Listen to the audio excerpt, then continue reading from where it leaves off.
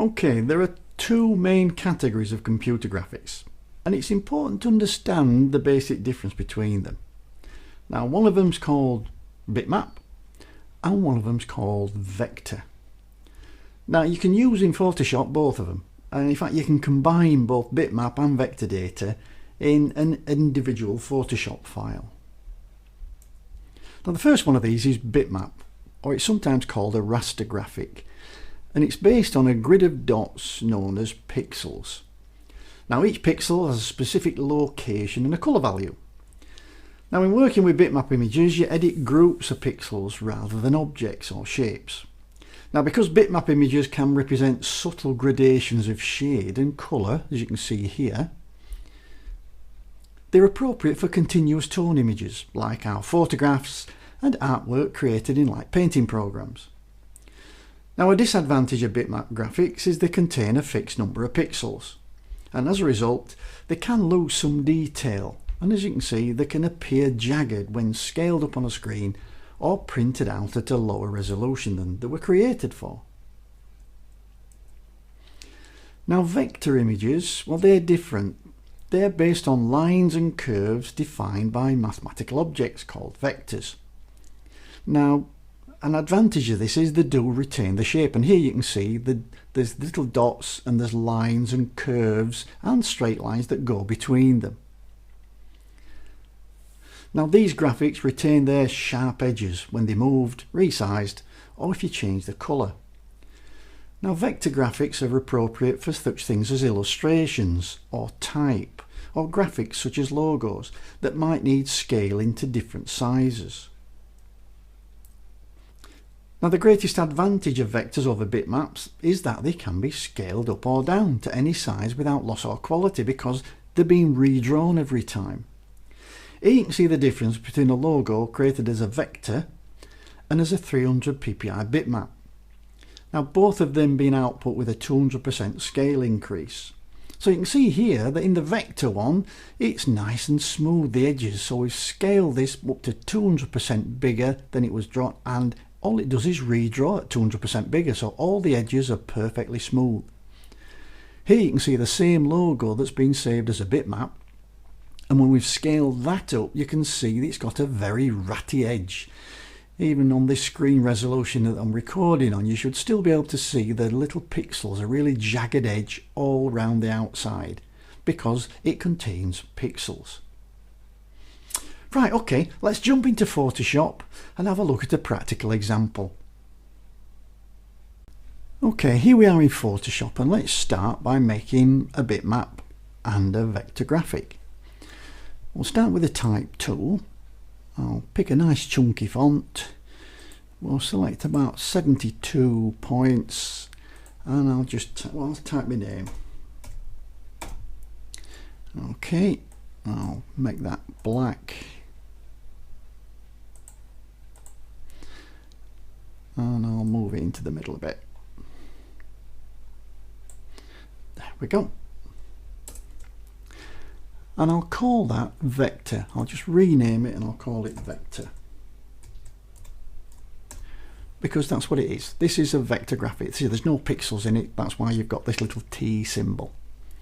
So I'm going to duplicate it. So I'm going to use Ctrl and J to duplicate that layer, and I'll call this one a bitmap. But now I hear you say, oh, but here we've got two vectors. Well, we have, yeah. So what I've got to do now is I'm going to rasterize this. So the bitmap layer I'm going to turn from a vector into a raster image.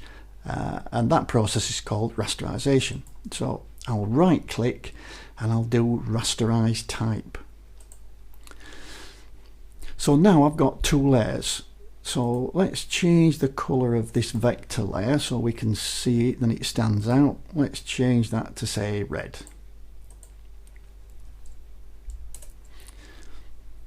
So now if I turn this top layer off, you can see I've got a red Ken, which is my vector layer, and I've got a black Ken, which is now a pixel based layer.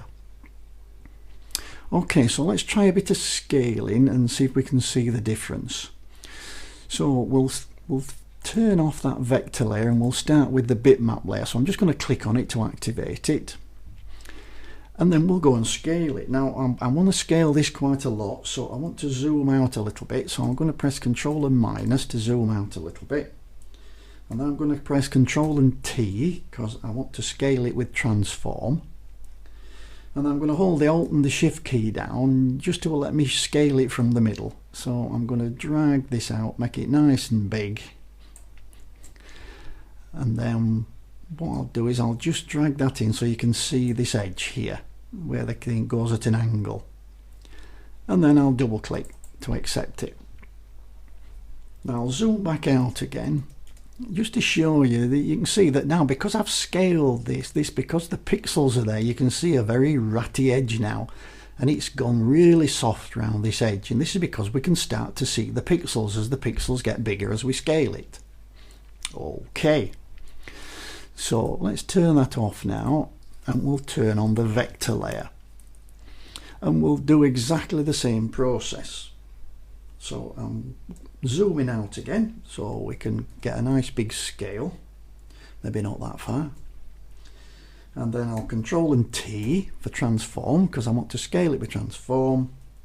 I'm going to hold the Alt and the Shift so I'm actually transforming from the middle, and I'll zoom it right out to something about the same size again,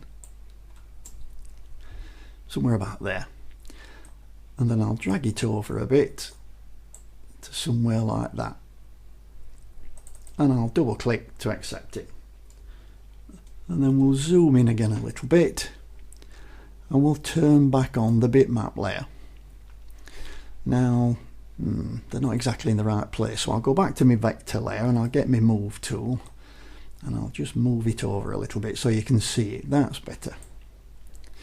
Now even at this screen resolution, if I zoom in a little bit more, you should be able to see here a massive difference. This is the edge, this black edge of the pixel base layer that I zoomed in on, and you can see it's got a really awful ratty edge to it. This I've done exactly the same zoom to, but this is a vector image. So what's happened is all it's done is, because it doesn't contain any pixels, it's just redrawn it, and it started off with a nice straight edge, so it's redrawn it much bigger but still with a straight edge. So there you can see the difference between a bitmap and a vector image when you're scaling it up. Okie dokie then, what have we learnt? Well, quick summary. Two types of computer graphics really, two basic types. Bitmap that contain pixels. They're great for continuous tone images like photographs, but they don't scale well. Vector graphics, well, they're mathematically generated and they can be scaled without any loss in quality at all. Well, that's it for this tutorial. I do hope you found it useful. If you have any comments or questions, please leave them in the comments under the video. If you like the video, please share it with a friend or two and click the subscribe button so when I upload a new video, you are the first to know. Thanks for watching. I'll see you in the next video. Bye for now.